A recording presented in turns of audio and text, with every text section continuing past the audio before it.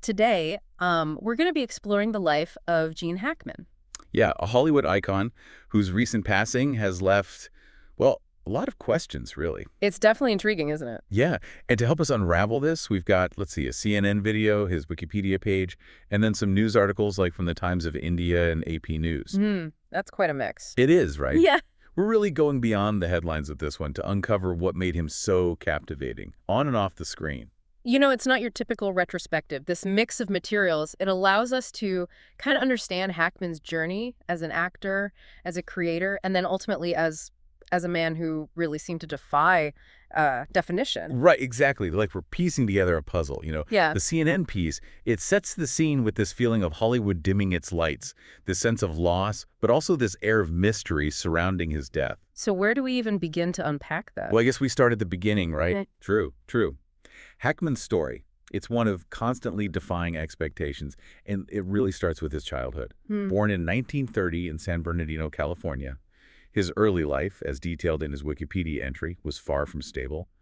A nomadic upbringing before enlisting in the Marines at just 16. Wow, 16. Imagine that, signing up for the Marines at 16 and then being stationed in China, no less, during a time of immense political change. Yeah, it makes you wonder how those experiences shaped him, especially that time in the Marines, almost like a preview of the kind of gritty, resilient characters he'd later portray on screen. For sure, for sure. And that theme of exceeding expectations, it continues with his journey into acting, too. He studied at the Pasadena Playhouse, and get this, both he and Dustin Hoffman, who would later become a close friend and fellow acting legend, they were both voted, get this, least likely to succeed. Oh, wow. Talk about an underdog story, huh? Right, talk about defying the odds. But even after graduating, Hackman faced, well, constant rejection, really, in New York City, juggling all sorts of odd jobs just to make ends meet. Yeah, he even worked at a Howard Johnson's. Really? And there was this instructor who rather bluntly told him he'd never amount to anything. Oh, man, that's harsh. It is. And it's fascinating, though, how he described this period of continual rejection as almost like a narcotic, almost like it fueled his determination to really make it as an actor. And he did, starting with off-Broadway plays and then eventually making it to Broadway with Any Wednesday. That was a pivotal success, wouldn't you say? Oh, absolutely. That really opened doors to the world of film. Though, I mean, his first film roles were pretty small, right? Yeah, but even then, his talent, you couldn't deny it. It's interesting to note that he almost landed the iconic role of Mr. Robinson in The Graduate. No way. Yeah, but he was fired like 3 weeks into rehearsals, What? Why? apparently for being too young. Too young for Mr. Robinson. Huh. Well, that could have been a completely different career trajectory, right? Oh, for sure. But then came his breakout role in 1967's Bonnie and Clyde, and he received his first Oscar nomination for that. That film really shook up the movie industry at the time, didn't it? Absolutely. Bonnie and Clyde, it broke conventions, that blend of violence, humor, and that romanticized portrayal of outlaws. It ushered in what's known as the New Hollywood era, a period of filmmaking that challenged all the traditional norms and pushed boundaries. And Hackman, with his raw intensity and just undeniable screen presence, he became like a symbol of this new wave. And then in 1971, he takes on the role that really, cemented his stardom, Detective Jimmy Popeye Doyle in The French Connection. And his performance earned him his first Oscar for Best Actor. The French Connection. I mean, it remains a masterclass in acting. Hackman captured Doyle's complexity so brilliantly, the relentless pursuit, the ruthlessness, but also those subtle hints of vulnerability. Yeah, it's a performance that continues to resonate decades later. Decades later, yeah. So from there, his career just exploded. In the 3 years following The French Connection, he starred in, get this, 10 films. 10? Can you imagine that kind of, work ethic and stamina? I know. It's a testament not only to his in-demand status, but also to his commitment to the craft. And let's not forget the incredible diversity of those roles. We're talking everything from the disaster epic, the Poseidon adventure, to his personal favorite, Scarecrow, the psychological thriller, The Conversation, and even a hilarious turn as Harold the Blind Man in Young Frankenstein. Wow, he really did do it all. This makes me wonder, though, how did he approach such a variety of roles? Did he have a particular method, Well, there's this quote from director Alan Parker, who directed Hackman in Mississippi Burning. Okay. And Parker described Hackman's acting as, how did he put it? Intuitive and instinctive, with an ability to cut to the core of a scene with Extraordinary economy. Extraordinary economy. Yeah, it's like he could just strip away all the excess and get right to the heart of the character. So he wasn't just relying on pure talent, right? He had this deep understanding of his craft that allowed him to truly like embody his Yeah, character. exactly. And that's what made him, so compelling to watch. He wasn't um, putting on a show. He was becoming the character. It's almost like a magician, right? Making the most intricate tricks seem effortless. And that's what Hackman did with acting. But you know what? His talents extended far beyond the screen. We've got these like aha moments about his life that really add to the intrigue. Ready to dive into Oh, those? absolutely. Yeah. It's easy to forget that actors, they have lives beyond the characters they portray. And Hackman's life was remarkably diverse. For instance, he co-wrote 3 historical fiction novels. Really? Yeah, Wake of the Perdido Star, Justice for None, and Escape from Andersonville. Wait, he wrote novels too. That's incredible. It's like he had this like unyielding creative energy. Justice for None is particularly interesting because it was inspired by a real-life crime from his childhood in Danville, Illinois. Right. And he later wrote a solo novel, too, Payback at Morning Peak, set in the Old West. It seems like those tough guy characters he often portrayed, they kind of found their way into his writing, exploring themes of justice, survival, and the complexities of human nature. It's like he had this fascination with history, and not just in his writing either. His Wikipedia page mentions that he designed and built 10 homes. 10? Homes, 2 of which were featured in, get this, Architectural Digest. Can you picture Gene Hackman, the tough guy from the French Connection, like sketching out blueprints and hammering nails? It speaks volumes about his multifaceted nature. Here's this guy known for embodying these intense, often flawed characters, and yet he had this meticulous creative side that found an outlet in architecture and design. It makes you wonder if that precision that he brought to his acting, if it also influenced his approach to architecture. Like maybe it was about creating something tangible, something he had, complete control over, unlike the often unpredictable world of filmmaking. That's a great point. It's like he sought balance in his life, finding fulfillment in pursuits that were both vastly different and yet in some ways connected.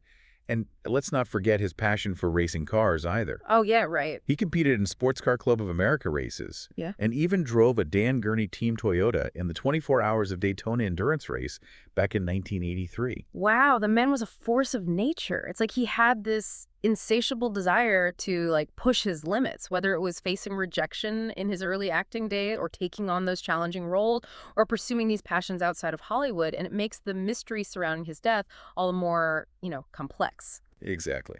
This brings us to the news articles, particularly those from the Times of India and AP News, which paint a rather, somber picture of his final days.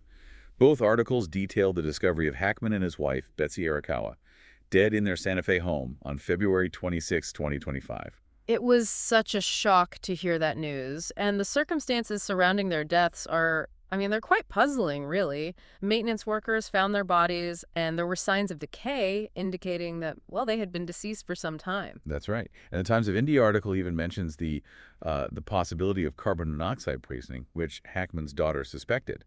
But the AP News article kind of contradicts that, stating that authorities found no evidence of gas leaks. It's almost like a scene from one of his films, isn't it? A quiet, seemingly peaceful setting, harboring a dark secret.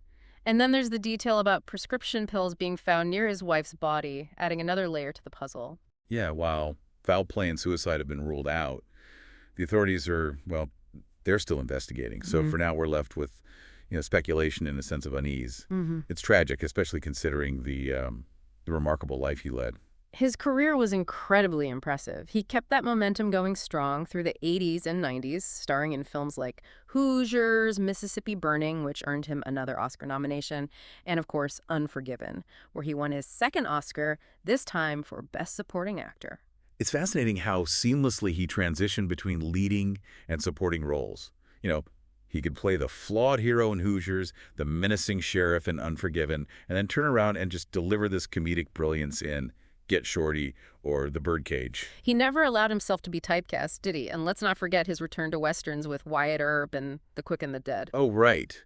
A film where he plays a ruthless outlaw who organizes a deadly quick-draw competition. And then in 2001, he gives us that brilliant and almost unexpected performance as Royal Tenenbaum in Wes Anderson's The Royal Tenenbaums. Royal Tenenbaums. It revealed a a different side of his acting range. That dry wit, a kind of subdued pathos. It's a testament to his ability to surprise us, even after decades in the business. He could make you laugh, make you cry, make you feel genuinely scared, sometimes all in the same film. And then in 2004, he takes on what would be his final film role in Welcome to Mooseport, a comedy with Ray Romano. It's almost as if he wanted to leave us on a lighter note. Mhm.